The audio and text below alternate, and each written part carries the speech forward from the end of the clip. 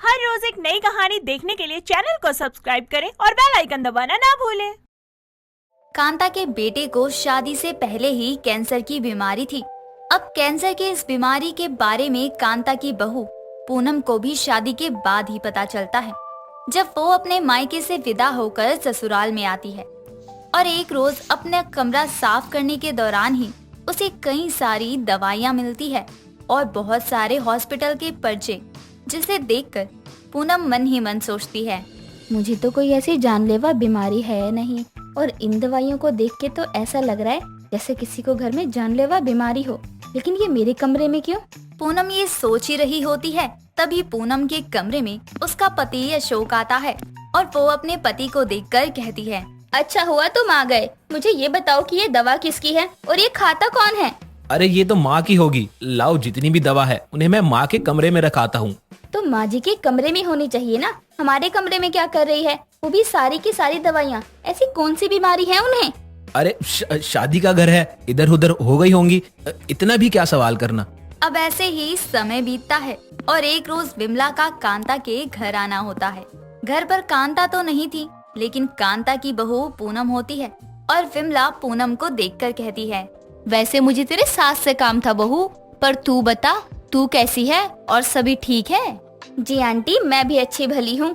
अच्छा बहू, एक बात बता, अशोक कैसा है?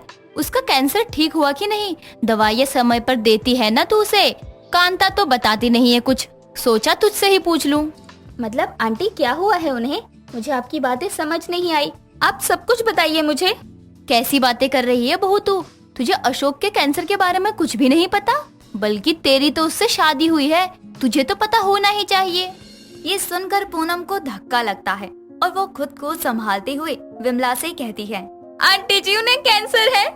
मुझसे इतनी बड़ी बात छुपा कर रखी गई, मुझे इस बात की जरा भनक भी नहीं लगी।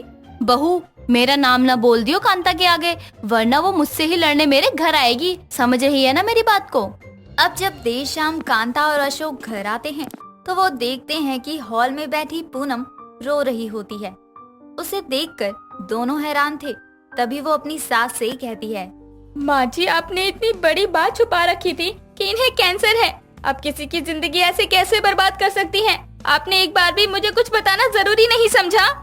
बहू, मैं तुझे बताने ही वाली थी, लेकिन क्या बोलती और कोई समझता या नहीं, इसलिए ये बातें मैंने छुपाई। देख बहू, मेरी बात को समझ। ये बात पता लगते ही पूनम अपना सामान पैक करके अपने मायके चली जाती है और पलटकर ससुराल की तरफ नहीं देखती। करीब 2 महीने बीत जाते हैं और इधर अशोक की तबीयत खराब होने लगती है। और एक रोज सुबह ही पूनम को फोन आता है, वो भी विमला आंटी का। बहू, कहाँ है तू? जहाँ कहीं भी है, एक बार अपने पति का आखिरी मुंह देखने आ जा।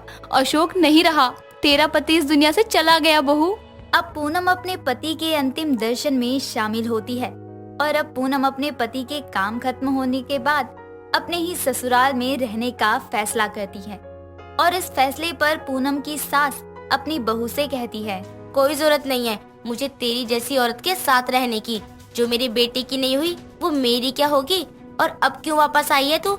जरूरत के समय तो पलट कर देखा तक नहीं तूने एक भी बार। माँ जी, आपको जितना सुनाना है सुना लो। मुझे अपने किए पर पछतावा है कि मैंने उन्हें छोड़कर मायके में रहने का फैसला किया। मैं आपका दुख समझती हूँ, लेकिन मुझे अपने साथ रहने दीजिए। बहू, मुझे माफ कर दे, मैं एक वक्त की रोटी कहीं से भी मांगकर बनाकर खा लूंगी, लेकिन तुझे अब इस घर में नहीं रख सकती। पूनम को अपने किए का एहसास होता है और वो अशोक की माँ यानी अपनी सास का साथ निभाने और अपने पति के यादों के साथ अपने ससुराल में रहने लगती है और घर चलाने के लिए वो एक ढाबा भी खोलती है।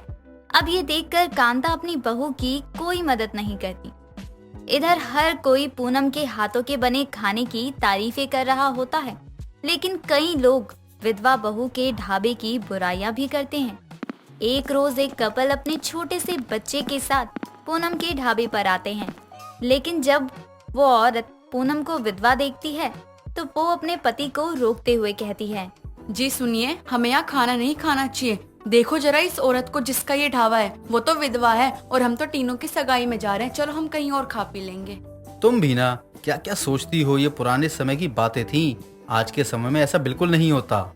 मुझे नहीं खाना यहाँ पर। और ना ही तुम्हें कुछ खाने दूंगी। चलो अभी यहाँ से। ये बातें पूनम भी सुन लेती है, लेकिन वो अपने काम में लग जाती है और वो दोनों कपल बिना खाना खाए ही वहाँ से चले जाते हैं। अब कुछ समय बाद एक सरदार जी पूनम के ढाबे पर आते हैं और वो पूनम के हाथों का खाना खाने के बाद पूनम से कहते हैं, ओहो तुसी खाना एकदम बढ़िया बनाता जी, मजा आ गया जी खा के मजा। जी धन्यवाद। पूनम सुबह अपने ढाबे पर जाती है और रात में वापस आती है।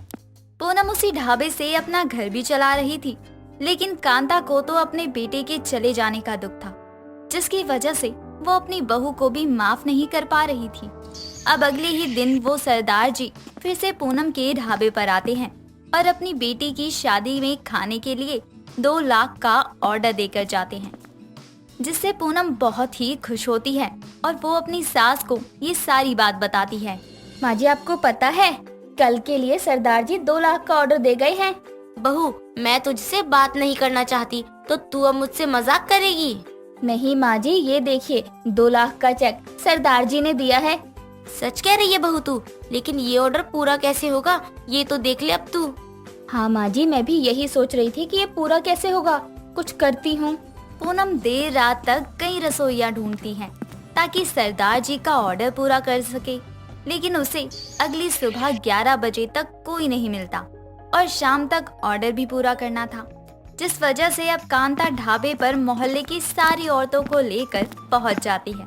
और ये देखकर पूनम अपनी सास कांता से कहती है, ये क्या माँ जी, आपने इन्हें यहाँ क्यों बुलाया है? सब ठीक तो है ना?